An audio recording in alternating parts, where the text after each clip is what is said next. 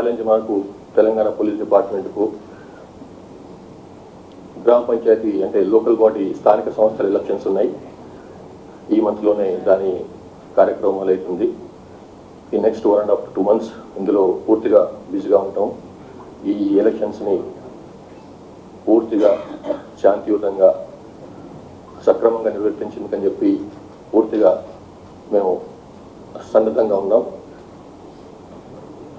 అధికారులు కూడా ఆల్రెడీ ఇప్పటికే 2-3 సార్లు వాళ్ళ చేయవలసినటువంటి బేసిక్ ఎక్సర్సైజ్ చేసినారు. ఇది నెక్స్ట్ ఫ్యూ డేస్లో కూడా ఆ ఎక్సర్సైజ్లో ఒక కల్మినేషన్ తీసుకొచ్చి పూర్తి స్థాయిలో దానికి ఎలక్షన్స్కి సన్నద్ధం అవుతాం. ఇప్పుడే నేను డీజీపీ చార్జ్ తీసుకున్నాను కాబట్టి ఎందుకంటే నేను చెప్పవలసింది ఏం లేదు.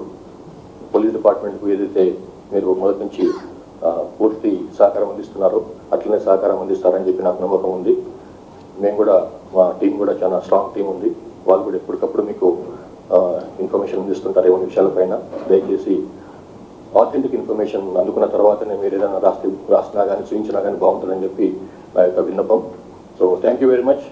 Have a great Dasara again. So let's go for breakfast. Sir అంటే ఫస్ట్ మీ ముందున్న సార్ రమేష్ వైట్ సార్ మీ ఫస్ట్ మీ ముందున్న డిపార్ట్మెంట్ ఉన్న సవాల్స్ అంటే ఫస్ట్ ఎంప్లాయ్ షార్టేజ్ కావచ్చు లేకుంటే మీ ముందున్న సవాళ్ళు ఏంటివి, ఎట్లా చేయబోతున్నారు? ఇప్పుడు ఆల్రెడీ నేను ఫస్ట్ ఛాలెంజ్ గురించి మాట్లాడినాను. ఇప్పుడు ఇమీడియట్గా మేము మాకు ఎలక్షన్స్ లోకల్ బాడీ ఎలక్షన్స్ గురించి మాట్లాడినాను. So that is the main challenge మాకు ఇప్పుడు. తర్వాత మీరు చెప్పిన వేకెన్సీస్ గురించి కోర్స్ చాలా వేకెన్సీలు ఉన్నాయి. సో ఆల్మోస్ట్ నాకు చూస్తే 17,000 ఆడ్ వేకెన్సీస్ ఉన్నట్టు తెలుస్తుంది. దానికి ఆల్రెడీ గవర్నమెంట్ ప్రపోజల్ పోయినట్టున్నాయి. వాటిని నియామకం చేసేందుకని చెప్పి I think we can expect some త్వరలోనే దానిపైన కూడా నెక్స్ట్ కోర్స్ ఆఫ్ యాక్షన్ మొదలవుతుంది.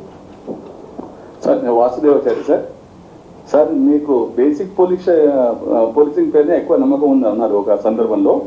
దాన్ని ఏ విధంగా మీరు అమలు చేయబోతున్నారో ఒకసారి చెప్పగలుగుతారు?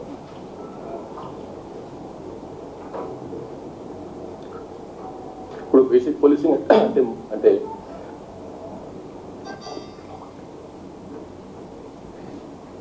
ఒరిజినల్ పోలీసింగ్ అయితే చేసేవాళ్ళు మన వాళ్ళు ఫుడ్ పెట్రోల్స్, వెహికల్ పెట్రోల్స్, ఏరియాలో బీట్స్, ఇవన్నీ కూడా బేసిక్ పోలీసింగ్లో భాగమే అవి.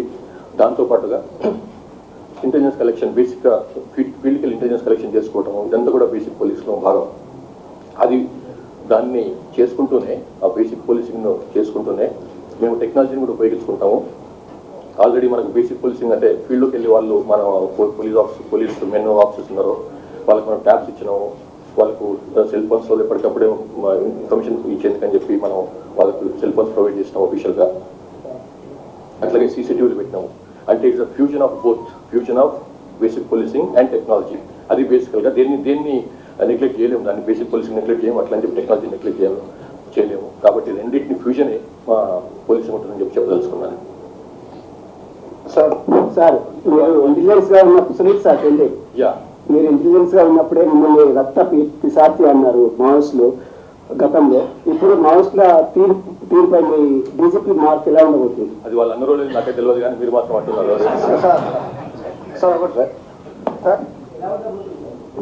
దేని గురించి అంటారు? రాష్ట్రంలో డీజీపీ మన మావోయిస్ట్ మొత్తం అంతమైనది. ఇప్పుడు ఆల్రెడీ మొన్న కూడా నేను మేబీ ఎవరు టీవీలో మాట్లాడినప్పుడు చెప్పినాను. నేను వాళ్ళ యొక్క పాలిట్ బ్యూరో మెంబర్గా పనిచేసినటువంటి మల్లోజిల్ వేణుగోపాల్ ఎల్ఆర్ సోను ఆ మధ్యకాలం లాస్ట్ మంత్ అంటే August 15th నాడు ఆయన ఒక స్టేట్మెంట్ విడుదల చేసిండు, oral statement as well has written statement. ఏమనంటే మేము సిద్ధంగా ఉన్నాము బయటికి రావడానికి, కొన్నాళ్ళ పాటు మేము పూర్తిగా యుద్ధాన్ని ఆపదలుచుకున్నాము. ఇది మా జనరల్ సెక్రటరీ ఉన్నప్పుడు బసవరాజ్ జనరల్ సెక్రటరీ చనిపోకముందే ఈ నిర్ణయం తీసుకున్నాం మేము. చైనా అండ్ రష్యాలో ఏదైతే ప్రజా పోరాట పంథాను వాళ్ళు అవలంబించారో అది ఇక్కడ సక్సెస్ కాలేదు. ఇక్కడ ఉన్నటువంటి గ్రౌండ్ రియాలిటీ వేరు, అక్కడ ఉన్నటువంటి గ్రౌండ్ సిచ్యువేషన్ వేరు. గుడ్డిగా మనం వాళ్ళని అవలంబించినాము, అన్వయించుకునే ప్రయత్నం చేసినాము తెలంగాణ భారతదేశపు పరిస్థితులకు. కాబట్టి అది ఇంకా ఫెయిల్ అయింది మన దగ్గర. కాబట్టి మనం ఫీల్డ్ని మర్చిపోయి, ఫీల్డ్ సిచ్యువేషన్ మర్చిపోయి ఏదో గుడ్డిగా ముందుకెళ్ళిపోయినామో తప్పు. కాబట్టి అని ఆయన్నే పోలిట్ బ్యూరో మెంబర్గా ఉన్నటువంటి ఆయన్నే ఇటువంటి మాట అన్నప్పుడు ఇక ఐడియాలజీ, ఆ సిద్ధాంతం ఏదైతే ఉందో అది ఫెయిల్ అయినట్టే అని అనుకుంటున్నాం మేము. కాబట్టి మేము మరొకసారి ఓపెన్గా పోలీస్ డిపార్ట్మెంట్ తరపు నుంచి వాళ్ళకు ఒక విన్నపం చేస్తున్నాము, బయటికి రాండి, జనజీవన స్రవంతులను కలిసిపోండి. మీ మీద ఇట్లాంటి కేసుల విషయంలో కానీ ఇట్లాంటి విషయంలో మేము చాలా సింపథెటిక్గా ఉంటాము, సానుభూతితో వ్యవహరిస్తాము.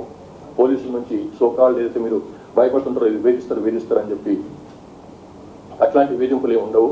మీరు ఏమాత్రం సంశయం లేకుండా నిర్భయంగా వచ్చి బయటకు వచ్చి లొంగిపోండి. బయటకు వచ్చి ప్రభుత్వం ముందర మీ ఆత్మసమర్పణ చేయండి.